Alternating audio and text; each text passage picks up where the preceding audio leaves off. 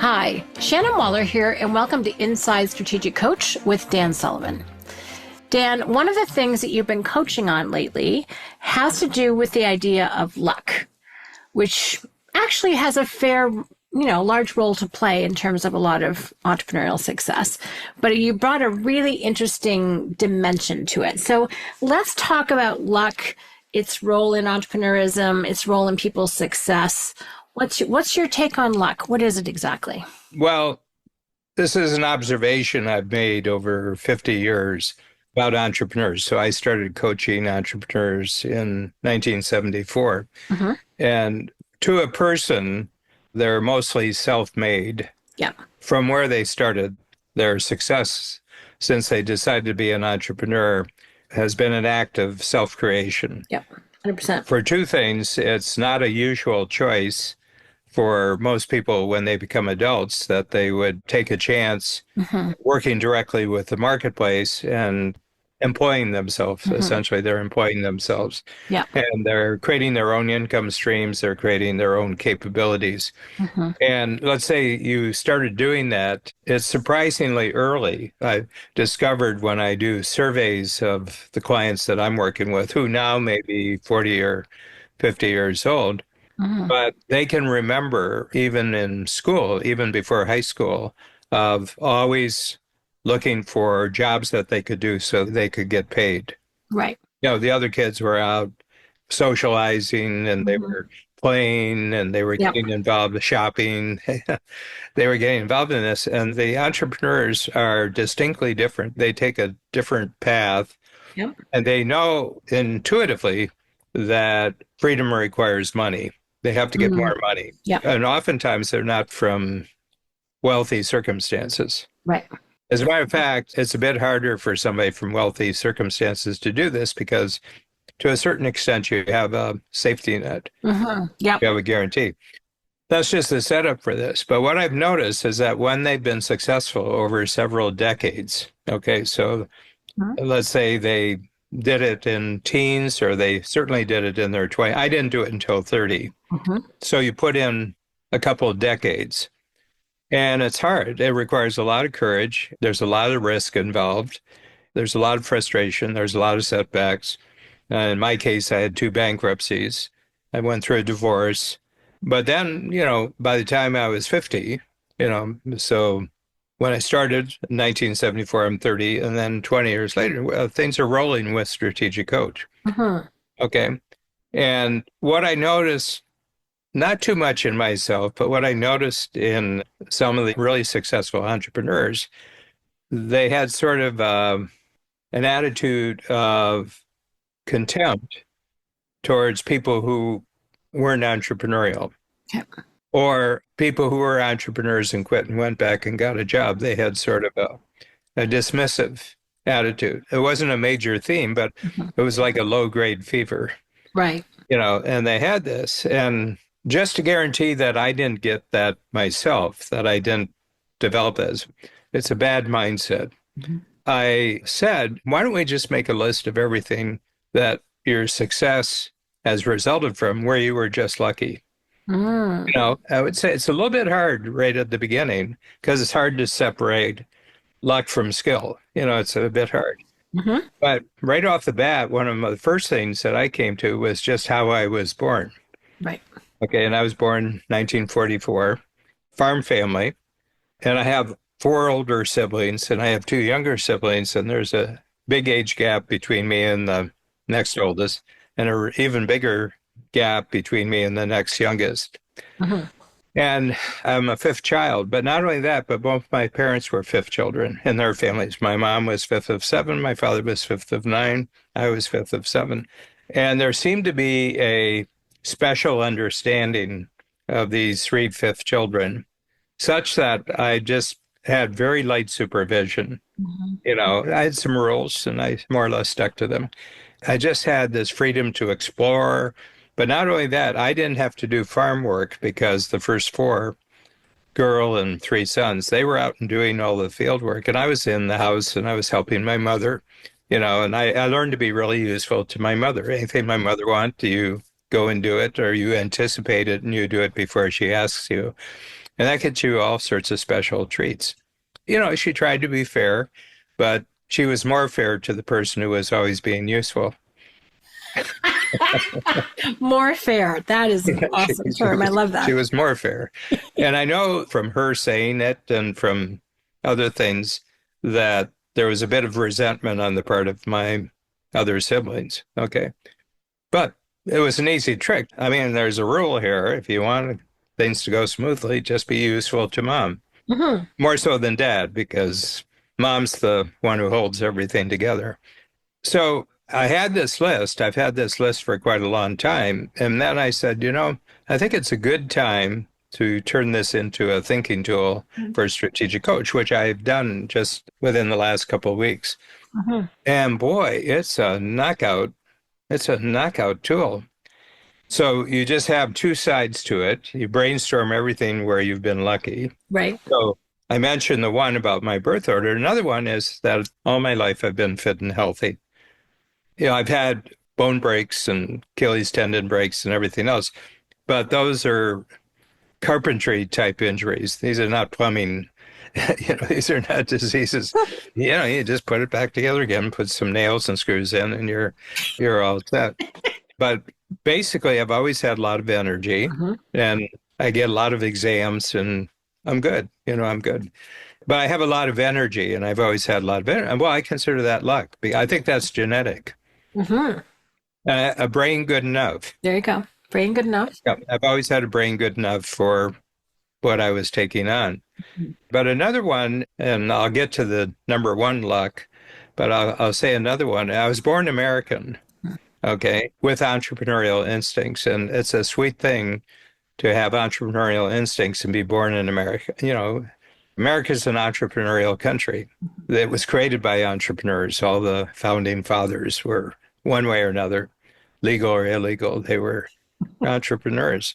That's been really good. And then I was born in one age where it was everybody strove to have a job in a big corporation where you had lifetime security. But technologically, things were changing so that individuals using technology could really prosper as entrepreneurs. I was old enough to really understand the significance of those things, and I've really utilized them over the last 50 years. I've really taken advantage of technology that were not available for other people. But the biggest thing is meeting Babs Smith. And Babs and I met 42 years ago, and it was a real click. And I'd been a lone, rugged individualist until I met Babs. And Babs has great instincts towards creating teams. I think she's a great team creator. Yep. So we're married happily, more than happily, and we're great partners in the business, which isn't always the case with married couples. But we have a strict division of labor. Strategic coach is like a live theater, and Babs runs the entire theater. She runs everything about the business of the theater, and I put the material on stage. I create the new presentations on stage. Biggest stroke of luck in my entire life. And Babs will say the same thing when she does this exercise, that meeting me was the big stroke of luck. And it was luck. If I had made a different decision on a particular day, I would never have met her. But I just made a decision, ended up meeting her. And there was sort of a click right from the beginning. Not a kind of real romantic click or that, but there was a real friendship click. There was a real, I like hanging out with you, sort of thing. And so I list that and then I do the top three. And that's what's true up until now. And I say, given the luck you already have, how can you be luckier in the future? And this is where a previous podcast we did where we talked about ambition, knowing that I've had this luck and I've developed this skill. Now I can go much bigger, and I'm going to have even more luck in the future. Based on my recognition of the luck I've had, I've opened myself up to much greater luck moving forward. Agreed. You're on my list, Dan. You're on mine. Yay. Well, and it's powerful. And I don't want to screw it up. Ditto. I'm with you. It's interesting, Dan, because going around the room and hearing about it, and this was just a couple of days ago, people were so grateful for their beginnings And some of them were not fabulous circumstances, Yeah. like very challenging, poverty, escaping persecution in other countries, but they appreciated how Escaping poverty. escaping poverty, surviving their early rambunctious youth would be another one. Or in bad circumstance, bad family, bad parents and everything like that. Yeah, exactly. War Yeah. for some of them, surviving being in the military. And it's interesting because they were appreciative of those circumstances, even though they were not always, happy, rosy pictures, which was powerful. People just appreciated that those circumstances that they had survived had helped create who they are now. Yeah.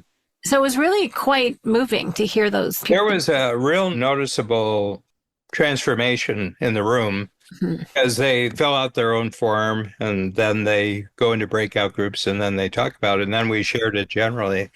It was very moving. It was very moving. I mean, a couple of them teared up, but they were just talking about such fundamental things that they're now able to do in their life what they're doing because they recognize I've been really lucky. Yeah. And I think what it does, it keeps your mindsets correct that you can see that other people don't have luck. And I don't go too deep into this, but people have said, yeah, but it's because of my capabilities that I'm lucky. I says, it's because you're lucky you have these capabilities. It all depends on how you want to look at it. Yeah. Yeah. That's one of the things that came out is the difference between the circumstances, right? Luck, and what you did with them. Yeah. The capabilities and skills that you leveraged off of those. Yeah. Exactly. So Dan, talk a little bit more about how you're getting luckier. What patterns do you see or where do people go with the information? It's like, okay, so that was up until now. What's next? What kind of things do you observe as people talked about that? Well, and I think this is unique to being in strategic coach. Okay. And the first thing is that the fundamental concept of strategic coach is unique ability. That everybody has a unique ability, which means it's not comparable to anybody else's ability. And so what I realized that the more I just stay in my unique ability, which is doing kind of what we're doing right now, I like talking off the cuff. I like being in podcast conversations. I like coaching workshops. I like creating new thinking tools for the entrepreneurs. I like writing books. Podcasts, lots of podcasts. So I'm a front stage person. And the more that I just keep myself in the front stage doing front stage things and finding teamwork to the parts of it that I'm not and bringing in people who are in their unique ability. It's only with entrepreneurs. The quality of our entrepreneurs is getting greater, over 35 years of the program. The more we just stay right in the center, the luckier you get. Right. Yeah. Now, before you were born into or happenstance to meet somebody, but now you can actually create the circumstances for being luckier. Yeah. That's exciting. Yeah. They're unpredictable. Say more about that. Well, what I mean is they're not actually a goal. They just happen because you're moving forward. There's people you meet. There's resources that become available. Like patents, we've gone full bore over the last 2 years of taking our thinking tools and moving them into patents. And in 18 months, we have 47 new ones. We had 4 before. But this time next year, we'll have over 100 patents. And these are assets, and they just come from taking advantage of creativity that we've done for the last 40 years, in one case, 42 years in one case. But now I'm just creating new thinking tools that'll become patents. Right. But it was because I met a person by happenstance who came to one of our free zone events in Chicago, and I just started talking to him. He didn't join the program, and then he did join the program about a year later, but not in my workshops. And then we were going to Boston for a conference, and his headquarters is right at Copley Square in Boston. And he says, do you mind when you come in if we could have lunch together? And he started telling me what he does and what his story is. Babs was with me. And we went up to his office, and he's on the 54th floor looking out over Boston in 4 directions. And he said, We're just getting the news today that we're the fastest growing law firm in the United States. As an IP lawyer, Mhm. intellectual property lawyer. And then I got interested, and then I have another podcast series where we invited him on to do a podcast of how he does what he does. Mhm. And it's just totally unique how he approaches intellectual property. Both Steve Krine, who's my Mhm. podcast partner, we were sitting there with our mouths open. We said, "How do you do this?" Then he joined the Free Zone program. And I came in one morning and I structured everything he had told me. I'm good at diagrams. And I created a diagram. And I said, at 11 o'clock today, you're going to get up and give a complete explanation of how you do what you do. And here's your method. I want you to talk through your method. And that was a 2-day workshop. And at the end of the second day, he had 35 new clients. That sounds Because like everybody just totally got what he was doing. yeah, that's awesome. Yeah, you're taking advantage of that chance-ish meeting. I said, this is lucky. I'm going to take advantage of this luck. Right. So I think one thing, there's a skill that develops that when something happens, you have a filter. Yes. This is a new stroke of luck. So you're alert, you're curious, you're responsive, and you're resourceful in relationship to luck. Mm-hmm. Which also means paying attention, as you said, taking action, not taking it for granted is huge. Like recognizing it and taking action on it is absolutely vital. Very cool, Dan. I really like this. This is exciting. Just to share a little bit of my own experience. So my 3 top experiences were the family that I was born into. Very warm, loving, supportive, open-minded, abundance-minded group. And then I met my husband, Bruce, another lucky stroke, and we're together for 34 years so far. And this is our best year yet, which is pretty cool. And then very shortly thereafter, meeting you and Babs. Right. What's interesting, though, that I found is that the mindsets between all 3 are the same. Mm-hmm. So it's interesting. Like that's the environment I thrive in. That's the one I worked hard to create. That's the one I'm attracted to with other people. So that's one of the insights from this exercise for me is like, oh, I can see the connection points between those things. And it's a bellwether for me that I'm going to go in this direction, which is really kind of fun. Yeah, you get more alert. Yes. Once you do a really good accounting for the luck you've had up until now, Mm-hmm. it creates a filter in your mind that you're looking for luck. Mm. And you know the difference when you see it.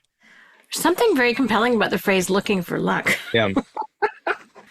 Yeah, but it does. It becomes, as you said, a filter through which you're assessing your experiences. And you're like, oh, that's one. Bam. I'm going to move forward like that, like you did with meeting Keegan and pursuing IP. Mm-hmm. Yeah, that's very cool. Any other thoughts, Dan, about how people can put this into play for themselves in terms of both appreciating where they've come from and then how they can build on that to expand their luck? Well, I think it's a 50-50 proposition. And that is that if you're an entrepreneur, it's useful that you have this mindset that your success is 50-50. 50% of it comes from luck, and 50% of it comes from the ability to take advantage of the luck that you've had. Yes. And I think that keeps you very centered. I think it keeps you very grounded, and it keeps your head the right size. And it makes you very alert. It makes you very curious. And if you spot one, you respond to it instantly. And you use it as a tremendous resource the moment that you see the luck. And you don't second guess yourself. Ooh, I like that. Yeah. As you're talking, Dan, all I can think of is entrepreneurs are by far the best people in the world, or the people in the world best at doing this. Let me put it that way. Yeah, I think there's probably a spectrum, of people who've actually had the luck to be much more successful than they are. And what was lacking is their recognition of it. Yeah. And there are other people who are saying, I keep improving my skills to be luckier. Mm-hmm. That, I think, is a skill.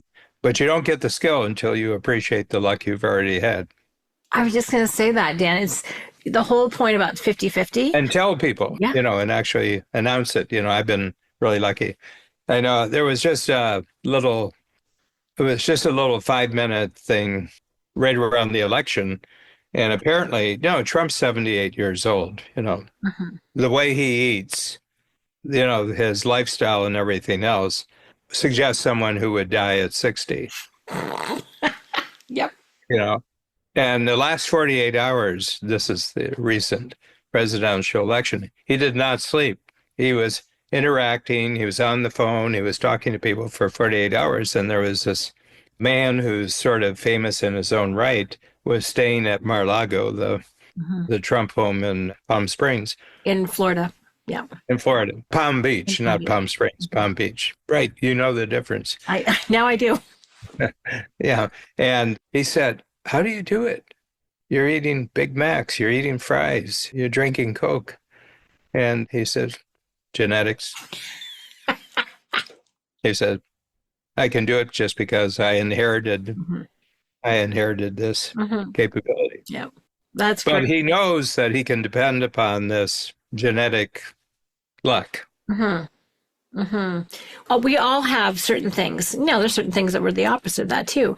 But if we appreciate what we've landed in, what benefits us, and then work to take advantage of it, the whole thing, again, also, but when you're appreciative of something, you are much more grounded rather than arrogant or complacent or those other wrong mindsets that will not help people move ahead.